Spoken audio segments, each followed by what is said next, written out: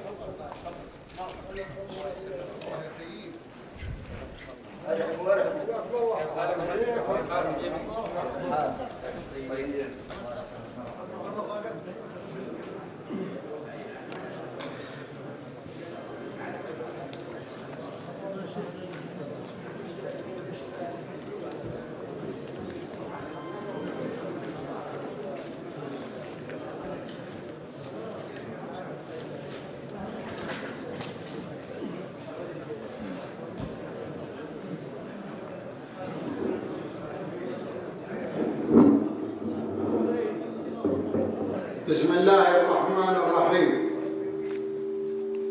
الحمد لله رب العالمين الرحمن الرحيم مالك يوم الدين إياك نعبد وإياك نستعين اهدنا الصراط المستقيم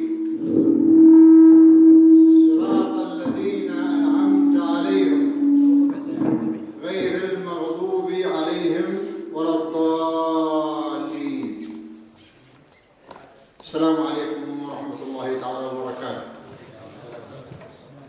أحييكم تحية نزول المطر على الأرض الجدبة، فآن الجد شوقا إليكم أن أراكم بخير وفي خير، ونسأل الله أن يهم الخير عليكم وعلى بلاد المسلمين أجمعين. اللهم آمين. لدي موضوع.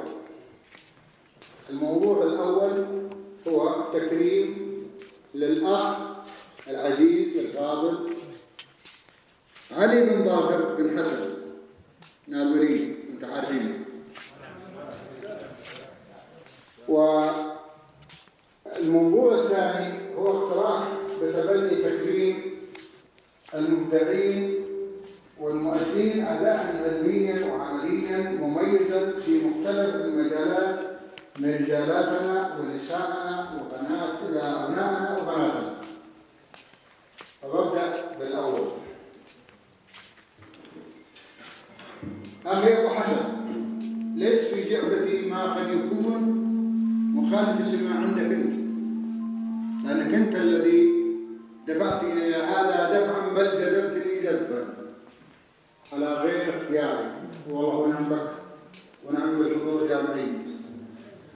وكلامي هذا ما هو مدحا لكنه إكرارا، والإكرار كما ورد في سورة البقرة: ومن يكتمها فإنه آثم قلبه.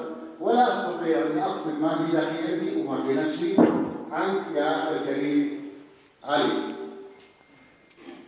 أخي الكريم، الوفاء له أمثلة، وأنت مثلا عاليا للوفاء بما أسديت إلي من معروف غزير، وأقول غزير غزير لأني عاجز عن أنا بنفسي عن أدائه لنفسي، فأنت غمرتني أكثر مني أنا أستطيع أن أقول ما تقول. التفاني خلة كريمة، وأنت جوهر نقي للتفاني. فيما قدمت لي فلم يقدمه أقرب الناس إلي، وأقولها مرة أخرى وثانية وثالثة، لم يقدمه لي غيرك أبدا. ما ليس العدم وجود الأخيار والناس الطيبين ذوي المروءات الطيبة، وهم في كثير الحمد لله على قوة في الأرض كثيرة، لكنك بما أنك تغلبت علي أنا شخصيا في نفسي فإذا ما عندك معذور. المروءة سمة سامية، وكنت أنت شعارا أصيلا لها في كل ما قدمت لي، ويحق لي أن أذكر هذا الكلام لأن هذا ورد في الأثر عن النبي صلى الله عليه وسلم، وورد في قول أقوال كثيرة: من لم يحمد الناس لم يحمد الله، وهذا الجحود. الإيثار كما ورد: ويؤثرون على أنفسهم ولو كان بهم خصاصة. أشركت شؤوني في كثير من وقتك ووفيت وأتقنت، فجازك الله بخير ما يجازي به عباده الصالحين. أديت ما أديت، ووجدت نفسي عاجزا أنا عن مجاراتك لما قمت به تجاهك، وهذه من سمو الخلق أن تغمر الإنسان بأكثر مما قد يكون عنده. أنا مقل وأنت مكثر، في حظك هذا هو الذي أنت فيه. أخي الكريم، كلمة شكر غير كافية عن مجاراتك لما قمت به تجاهي. أخي الكريم، مرة أخرى، الوفاء لو ما يقدم أو لو ما يقدم من عرفان أو جميل يوازن بموازين الخلق الكريم، فكفة عرفانك ترجح دائما، وهذا مثل الرفيع للغاية. حظك في الصواب وسداد الرأي ميزك، فعرف عنك عند كل من سارك أينما كنت، فهنيئا لك على ما أحضاك الله من هذه الصفات. لو قدر لي أن أختار صديقا فأنت حتما ستكون في أول قائمة اختياري، مع احتفاظي بحق صداقة من كان لي حظ في صداقته منذ خرجت من هذه القرية قبل 65 سنة، الحمد لله على فضله.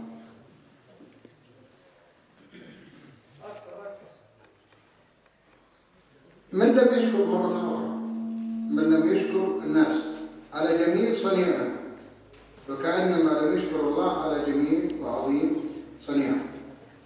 فشكرا لك يا أبا حسن على جليل وقتك ووفائك وصنيعك وكرمك. أخف عند الحد هذا، لأني لو استمريت لوجدت نفسي أني أنا خرجت عن ما قد يقال ما قل ودل، لعل هذا يكون دليل.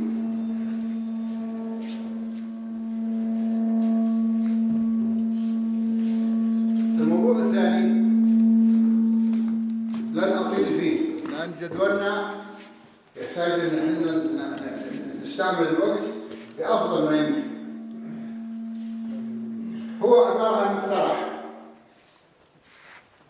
مقترح كباب فتح الباب فقط، أما ما عداه فهذا يناقش، ويناقش بموضوعية، ويناقش بعقلانية، ويناقش بحسب الأهداف، ويناقش على حسب المعطيات، ويناقش على مدى من المسؤولية بين الرجال والنساء.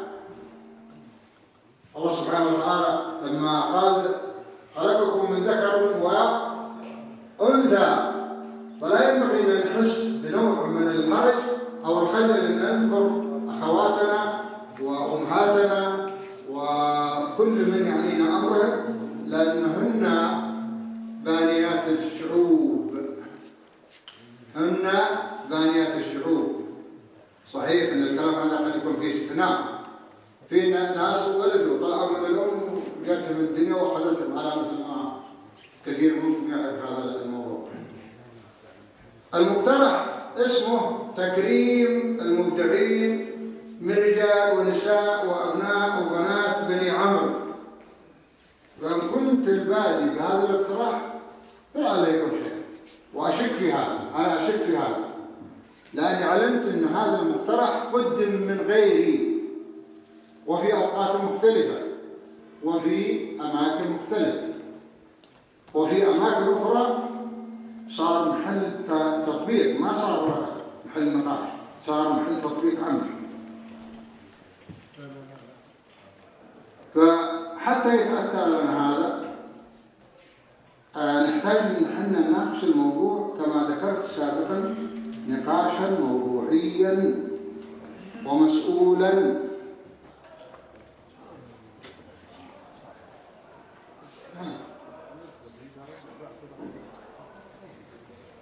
فلما نناقش الموضوع في وجهة نظر، هذه اسمها زوايا نظر، أنا أنظر من هذه الزاوية وأنت تنظر من هذه الزاوية وآخر ينظر من زاوية أخرى وهكذا.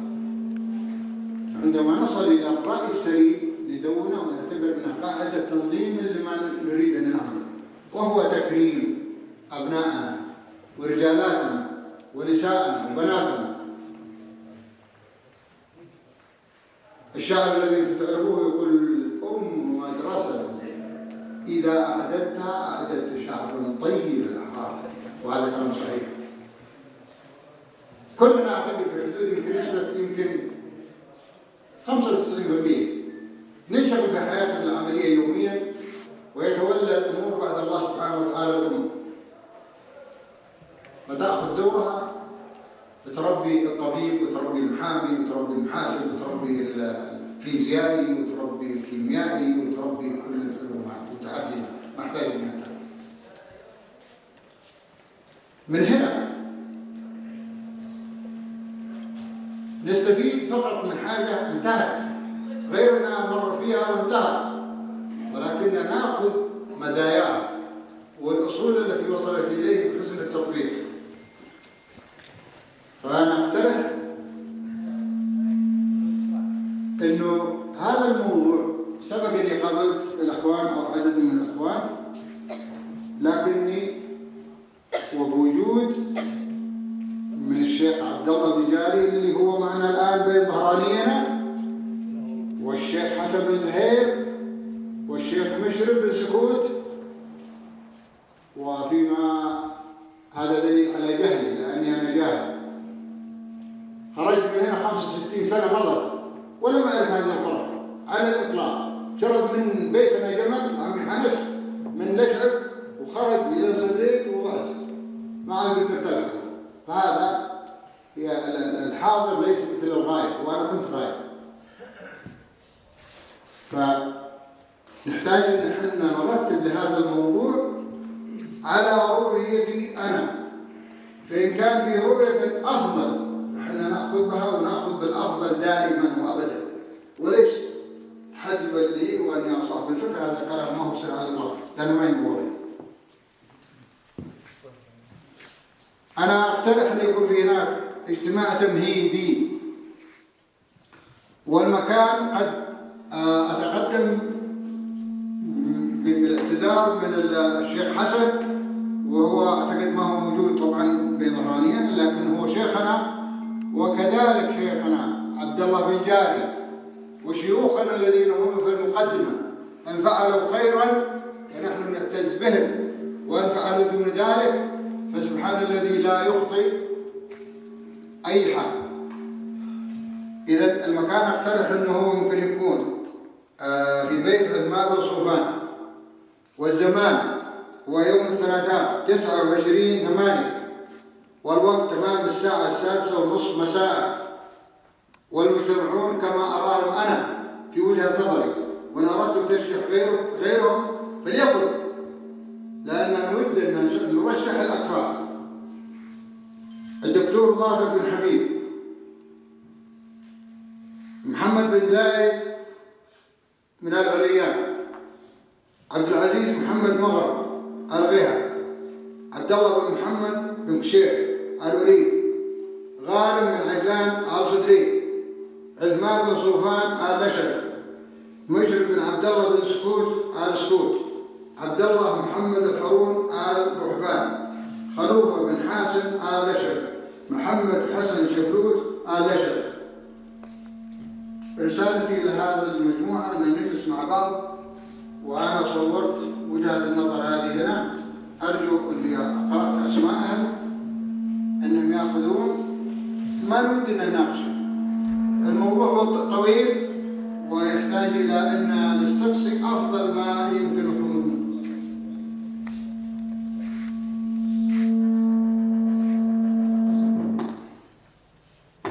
معذرة. إذا ما هو الموضوع؟ كما ذكرت لكم إياه: تكريم المبدعين والمجيدين في أداءاتهم العلمية والعملية في جميع المستويات بدون استثناء، والأبحاث والمبتكرات والمخترعات في شتى الميادين من رجال ونساء وأبناء وبنات بني عم في جميع مدن المملكة. هذا الموضوع الذي نبي نشير عناصره. طبعا لابد أن نبدأ، لأن هذا الخطة العامة اللي لابد أن نبدأ فيها. تمهيد. 2 من التكريم. الداعمون للتكريم لابد له من دعم، لابد من دعم. متى موعد التكريم؟ لجان التداول خلال مدن المملكة. اللجنة الرئيسية، والجدول عندي هنا مصور للذين ذكرت أسماءهم لعلهم يأخذونها، وبالتالي يتم بين الاتصال على أن نصل لهذا الموضوع. في لي كلمة ملاحظة، يعني احنا عملنا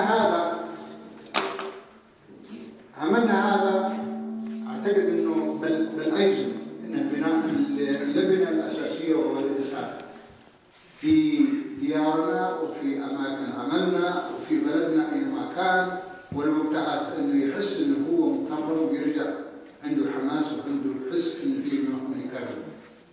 هذا اجل ما كنت اريد ان اقوله، ولكن القول الفصل هو ممن يخرج من الاجتماع برأي صائب، وعدم الأخذ برأي لا يعني أنه غير صواب، لا، في أصوب منه، وحنا نلجأ إلى الأصوب دائما وأبدا.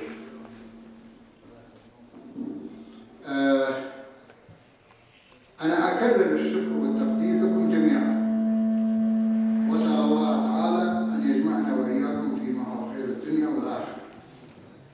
يا سعادة الله، تفضل. عندك شيء؟ ها؟ طيب، أعتقد أن في مشاركة، وودي أنها تكون مختصرة جدا.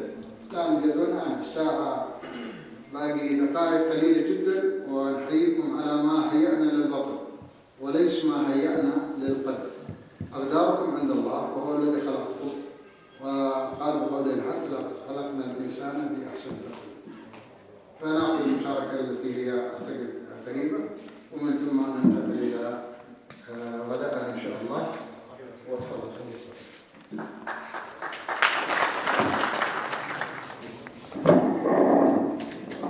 حقيقة شرف كثير جدا أن أقف أمام مشاعر وقبائل بني عمرو الحكومة. طبعنا وغادتنا ونشرف. مرحبا.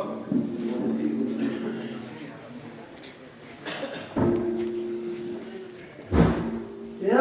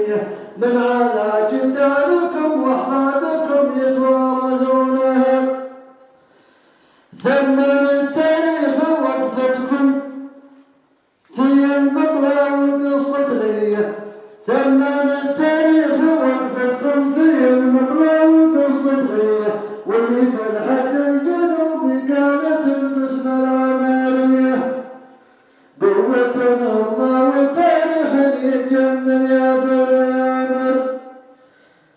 واحنا هذا اليوم نضيف هذا الرمز من رموز الدولة، الواعد ما نجعل الله يطول في مهاله، شرف وشفان وعين قبائل جملة وبرادي، كلها في حشمته وارضى علي والنعم يا علي. أنتم الرسل قبيلة وأنتم العم يا علي بن ظافر، تعتزي في لعبة بين القبائل ذا وصيتها.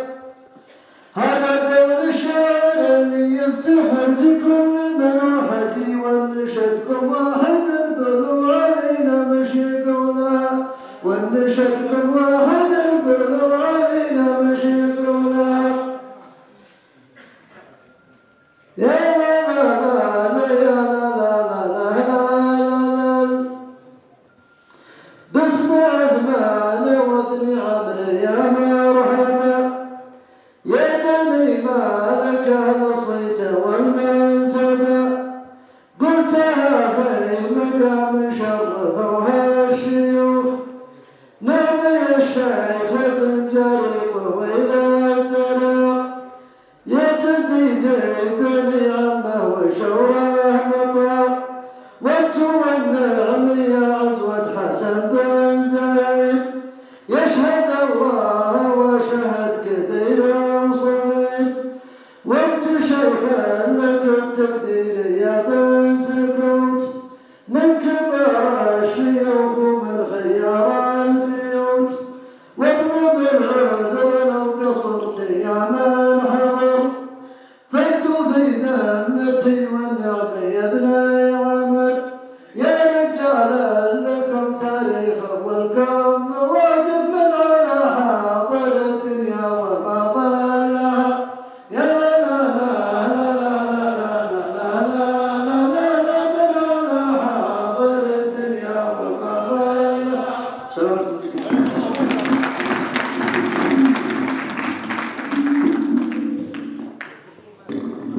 نشكر الشاعر علي بن مشبشيري الشهري على ما قدم، ونسأل الله العلي القدير ان الله يجمعنا وانتم في جنات النعيم.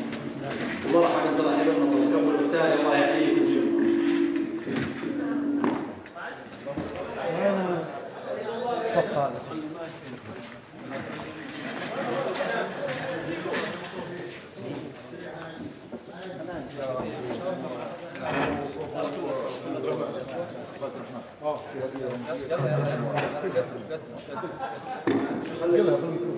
واما الان هديه رمزيه يقدمها سعاده اللواء الدكتور عثمان بن سعيد العمري، وفاء وكرما منه الى سعاده الاستاذ علي بن ظافر بن حسن الكعبي العمري.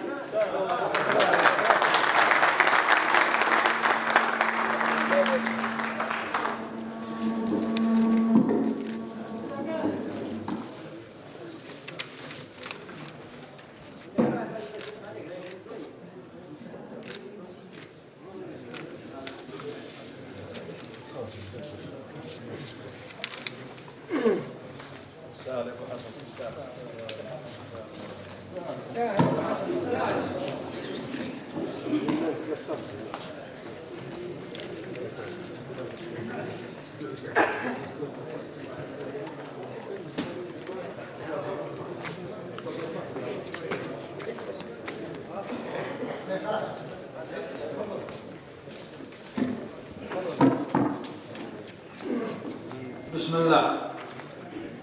الله يحييكم يا ضيوف تحية السيد. على رؤوسكم شيوخ القبائل اللي حضروا، وضيوف اللي حضروا من بني مالك ومن بني شهر وبني عم وعتيبة. الله يحييكم جميع تحية المطر.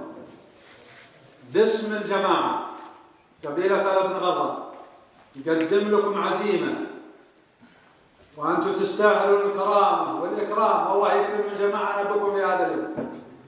لذا احنا مستعدين بضيفتكم هذه الليلة، وهذا الموقع موقع إن شاء الله عشانه. والله يحييكم تحية السيف وباسم الربع الأفضل. ولا فيها إلا تم، ما فيها إلا تم. الله يبارك فيكم. بالنسبه لنا احنا حاضرين جميعا احنا نعتبره ضيف، فاحنا ضيوف، الاجنبي اللي حضر من خارج جميعا بيعتبر ضيوف عند الجميع، وهم يستاهلون وتقدرون، وحنا معكم. الله يبارك فيكم. الله يحييكم، أنتم ضيوف ومضيفين ما في شك، لكن للمعلومية ترى ضيفتكم إن شاء الله وأبدأ والليلة. والله يحييكم تحية السيف. ولا فيها كلام. وصلت يا ابو عمرو، وصلت يا ربعنا الوليد. لا تعتذروا من ربعكم استعدوا لكم مما انتم تستاهلون، وما فيها فطاقة ولا علم ناقه. سلامتكم. تفضل. بالنسبه لنا يا الوليد، انا بالنيابه عنهم انا كل مرتبط وجاي اغلبها من برا وبيرجعون الان، وحن مضيف وبيتك بيتنا وبيتنا للغرب. الله يكثر خيركم جميعا ويجزاكم خير، ولو يكتبنا لنا ما حصل وعفا.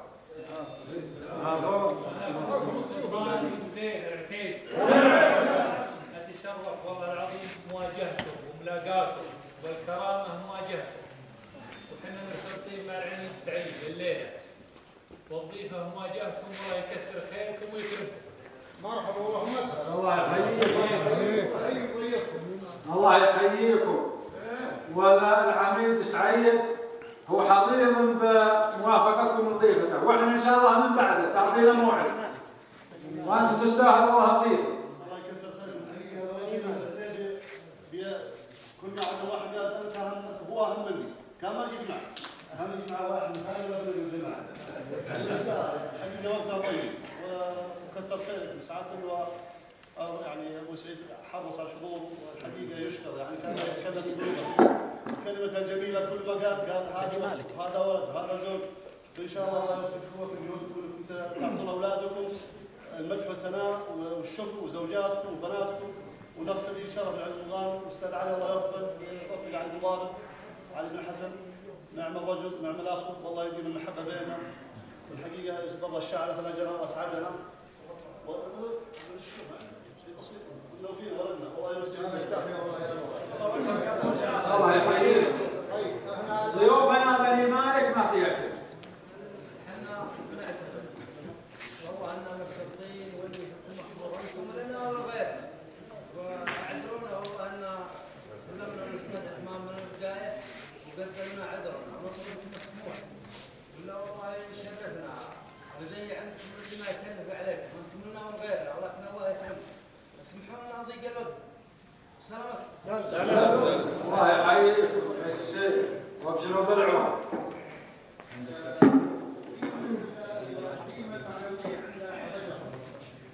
هذه لا استطيع ان اسال عنها.